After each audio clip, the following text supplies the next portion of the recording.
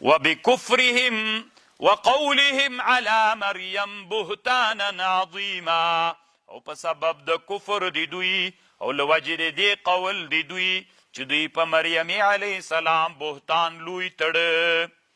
وقولهم او په سبب د دې قولو د یهودانو چې دوی وایي انا قتلنا مسیح عیسی ابن مریم.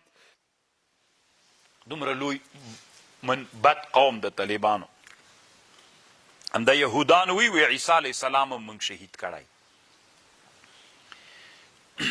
وما قتلوه، الله وی نه د شهید کړی عیسی علیه السلام دوی. وما صلبوه، نه په دار راځوړولی، ولکن شبه لهم، لیکن په دوی اشتباه راغلی. دوه وجې طالبانو دلته علماو ذکر کړي.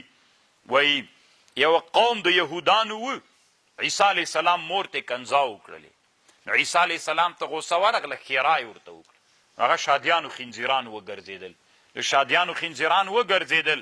نو د یهودو یو مشر یهوذا نومېده، نو دی راغی مشوره یې وکړه چې زه عیسی علیه السلام وزنمه. ستې طالبانو راوسته، هلته یې یو جکي هغه که کوټه کې بندي که، چې بندي که جبریل علیه السلام راغی، له کړکۍ نه دی اسمان ته پورته که. او د دوی یو بل کافر و تیتیانوس نومېده، دی چې د کوټې ته ورننوته، الله د هغه صورت په ده باندې راوسته، چې پې باندې راوسته چې دوی ورننوتل. تیتیانوس نسته، تیتیانوس خو نسته، عیسی علیه السلام باندې شکل بدل سوی دی، ځکه یې همدغه مړ که، د شکل عیسی علیه السلام هم مړ. پس ته چې راووتل ان الذین اختلف، پس ته چې راووتل ویلي موږ څوک مړ کړی دی؟ که عیسی علیه السلام مړ که تیتانوس څه سو، که تیتانوس مو مړ کړی عیسی علیه السلام څه سو. پس ته بیا دا سر هغه ته ورغی، مازغه سر ته ورغلل. او یا دویمه وجه دا وه طالبانو ورونو، عیسی علیه السلام سره 80 نفره ول، نه 20 نفره ول، د یو کوټې ته ننوتل. دوی چې ترنه را چارپیر سول، دا خاص ملګري ول، دوی چې ترنه را چارپیر سول، نو عیسی علیه السلام د الله عز وجل نه وغوښتل چې الله ټول د عیسی علیه السلام په شکل باندې کړل. دا 20 ملګري ټول د عیسی علیه السلام په شکل سول. چې په دې شکل سول، نو هغه ورته ویلې څه ورته وایي، دوی چې ورته راننوتل چې ګوري 20 عیسی علیه السلام دي، چې دوی ورته ویلې چې اصلي کم عیسی ده په در کې هغه راوځئ، که نه راوځئ ټول وځو. عیسی علیه السلام مشوره وکړله چې کوم یو ورمخته کېږي چې بیا ما سره په جنت کې سي. یو دنه ورمخته سو چې زه عیسی علیه السلام ستې هغه شهید که عیسی علیه السلام الله اسمان ته پورته که. نو دغه دویمه خبر سوله.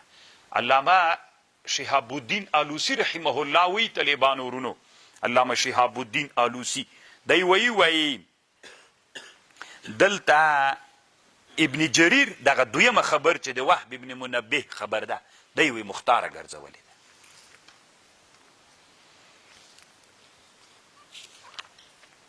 وقولهم انا قتلنا مسيح عيسى ابن مريم رسول الله وما قتلوه وما صلبوه ولكن شبه لهم ان الذين اختلفوا فيه لفي شك من ما لهم به من علم الا اتباع الظن. نستدوی لر علم مگر اتباع الظن دا. وما قتلوه یقینا بل رفعه الله الیه، بلکہ اللہ ورپورتک عیسیٰ علیہ السلام زانتا. وکان اللہ عزیزا حکیما، بل رفعه اللہ الیه، اللہ پورتک زانتا. وکان اللہ عزیزا حکیما. ما یو تحقیق کړی طالبانو که څوک وایي چې الله اسمان کې ده، کافر نه ده. مولیانو باندې داسې بده لګېدلي وي، دی وایي چې الله اسمان کې ده. الله لوی ما په خبر ځان پوه که تاسې چې تحقیق د موږ د احنافو کتابونو چې دا خبر نقل کړي چې دا کفر ده که نه ده کفر، هغه دوه صورتونه لري طالبانو. بل رفعه الله الیه، الله ځان ته ورپورته که. طالبانو په خبر خو پوهېږئ که نه. وکان الله عزیزا حکیما.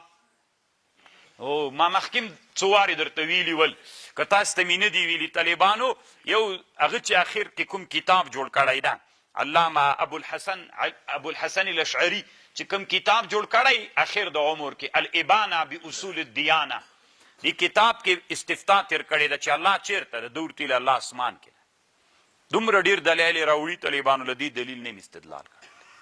دا د ابو الحسن علي الندوي عقیده د طالبان. او علامه امام زهبي یو کتاب جوړ کړی ده العلو لعلي الغفار، العلو لعلي الغفار، یعنی جهت علو دی الله دی پاره، جهت فوقیت.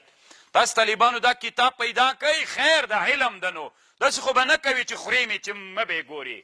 کتاب یې جوړ کړی د اسلامي امت لوی مؤرخ امام زهبي جوړ کړی العلو لعلي الغفار. تنا هغه علماو نه چې اقوال نقل کړي دي چې الله په جهت فوقیت کې د چې ته وګوري، بیا به زه فکر نه کوم چې چا په کفر فتوا وکړي. خپل امام ابو حنیفه هم پکې راوړی ده او د دنیا د ډیرو علماو نه اقوال نقل کړي دي، عبارتونه نقل کړي. الله دې طالبانو تحقیق را ژوندی کړي